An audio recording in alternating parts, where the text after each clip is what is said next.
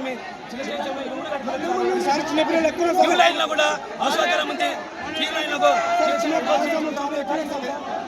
అవసరం ఉంది. మాకొద్దు స్వామి, మాకు దర్శనం కోసం మేము బాధపడలే ఉంది స్వామి, మేము దర్శనం కోసం బాధపడలే. కనీసం వసతులు మాకు వసతులు అనగా ఏమి మంచినీళ్ళు మెయిన్ ఇంపార్టెంట్. మాకు వసతులు అంటే బాత్రూమ్లు మాకు ఇరుముడి కట్టుకుంటాం. క్యూలైన్లో ఏమన్నాం 2ంటికి రాత్రి 2ంటికి నిలబడితే ఇప్పుడు ఈ దాకా కూడా మాకు దర్శనం లేదు. ఈ దర్శనం కోసం బాధపడలే.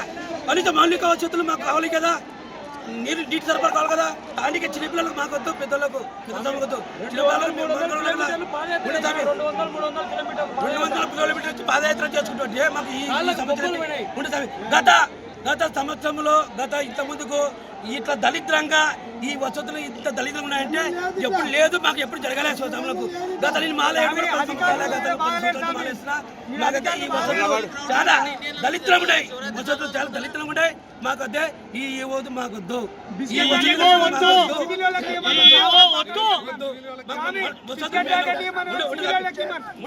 మేము వచ్చేసి మేము వచ్చే శివసాలము సంవత్సరానికి ఒకసారి. ఈ శివరాత్రికి మేము ఎక్కువ వచ్చేది. ఈ శివరాత్రి సంవత్సరంలో మాకు వసతులు లేకపోతే ఇంకా ఎప్పుడు మీరు వసతులు కల్పిస్తారు మామూలు భక్తులకు? ఇప్పుడు శివస్వాములకు శివరాత్రికి అధిక మాకు మంచినీళ్ళు లేవు. మంచినీళ్ళు ఇప్పుడు చెప్తే ఇస్తాం. ఈ బిస్కెట్ ఇచ్చారు, 5 రూపాయల బిస్కెట్. మాకు ఎవరు కాలే ఈ బిస్కెట్? పిచ్చలేక వచ్చామా? మేము పిచ్చలేక వచ్చామా? పిచ్చలేక ఏం రాలే కదా, కనీసం నీళ్ళ వసతులు కావాలి కదా. అది దానికే